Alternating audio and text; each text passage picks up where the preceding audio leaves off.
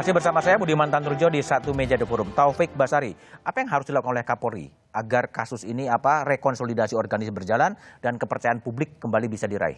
Yang mempengaruhi kepercayaan publik kepada Polri ini kan ada tiga. Yang pertama adalah soal kinerja, yang kedua soal sistem yang berlaku di dalam Polri, dan yang ketiga yang paling berat yaitu kultur. Nah, itulah tantangan yang dihadapi oleh Pak Kapolri pada saat ini untuk memperbaiki itu semua. Kalau kinerja bisa diperbaiki dengan prestasi-prestasi, sistem atau kita bisa buat dengan aturan-aturan. Tapi kultur ini yang memang susah. Nah, oleh karena itulah maka apa yang dilakukan oleh Pak Kapolri ini sudah on the track karena mengandung pesan-pesan.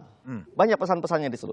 Pesan pertama adalah bahwa ketika ada kesalahan-kesalahan yang dilakukan oleh personel Polri, maka tidak ada ruang lagi bagi upaya untuk menutup-nutupi, karena akan ditindak tegas dan akan dibuka.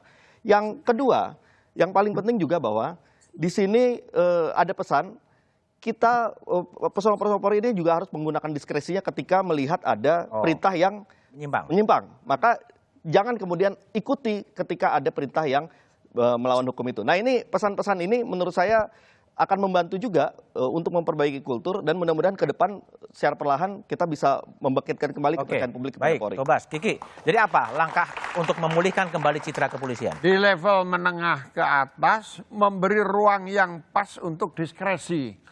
Yang terjadi ini adalah kewenangan itu disalahgunakan untuk menutupi kesalahannya sendiri.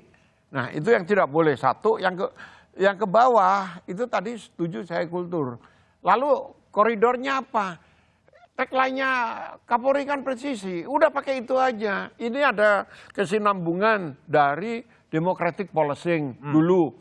Udah ada detailnya, karena saya ikut bikin. Coba Pak Tito, democratic policing.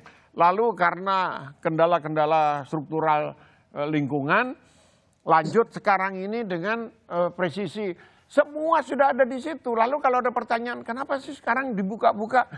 Kan tagline pertamanya transparansi. Ini bagian dari penerapan presisi itu gitu loh. Jadi koridornya udah ada. Ya jangan ditinggalkan yang democratic policing itu. Baik Pak Dedi, apa yang harus dilakukan oleh kepolisian untuk pembenahan institusi dan kejadian seperti ini tidak kembali terjadi? Ya, tentunya Pak Kapolri mengevaluasi secara menyeluruh. Beliau itu selalu mendengarkan saran, masukan, termasuk kritikan dari semua pihak. Ya, selesai beliau mendengarkan, baru beliau nanti akan mengambil suatu langkah-langkah kebijakan strategis.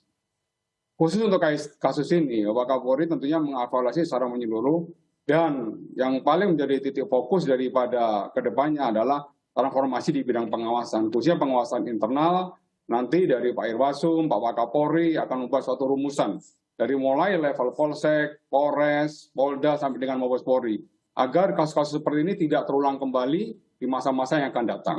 Dan kami tentunya Polri mengucapkan terima kasih atas seluruh saran, masukan dari semua pihak. Ya, dan apa yang menjadi perintah Bapak Presiden ini merupakan komitmen Bapak Kapolri dalam rangka untuk meningkatkan kembali public trust kepada masyarakat. Begitu, Mas. Intinya pada pengawasan yang akan diperketat lagi ya, Pak Dedi ya? Ya, transformasi di bidang pengawasan seperti yang tadi Prof. Kiki sampaikan juga memang dari culture ya. Culture ini memang masih menjadi salah satu PR yang harus dibenahi oleh Polri. Ini merupakan komitmen Bapak Kapolri. Ya, Bapak Kapolri akan betul-betul mendengarkan semua pihak dan mengkaji ulang kembali serta menentukan langkah-langkah kebijakan strategis apa yang harus dilakukan dalam rangka untuk pembenahan Polri ke depan yang menjadi Polri yang lebih baik. Termasuk usulan dari Prof. Kiki tadi mengatakan soal diskresi, artinya seorang anggota bisa saja menolak perintah dari atasan kalau memang perintah itu diyakini melanggar hukum. Ya, itu sudah ada perkapnya dan sudah ada kode etik profesi. Di dalam kode etik profesi, setiap bawahan wajib menolak perintah atasan apabila perintah tersebut berlawanan dengan hukum, norma agama, norma susila, itu sudah sangat jelas. Di Perkap sudah ada ya Pak Dedi ya? Sudah ada. Oke. Baik, Pak Dedi Prasetyo, Taufik Basari, dan Hermawan Sulitot telah bergabung di Satu Meja The Forum. Terima kasih. Drama Duren 3 selama sebulan lebih terjadi karena hilangnya sikap jujur dan sikap satria. Selain penegakan hukum untuk memberikan keadilan, drama Durian 3 harus dijadikan evaluasi menyeluruh mengapa perekayasaan kasus dan pembohongan kepada publik bisa terjadi. Pembenahan total penting untuk memulihkan kepercayaan publik pada polisi. Demikian Satu Meja The Forum malam ini. Tetap patuhi protokol kesehatan dan jangan lupa vaksin. Sampai jumpa pekan depan.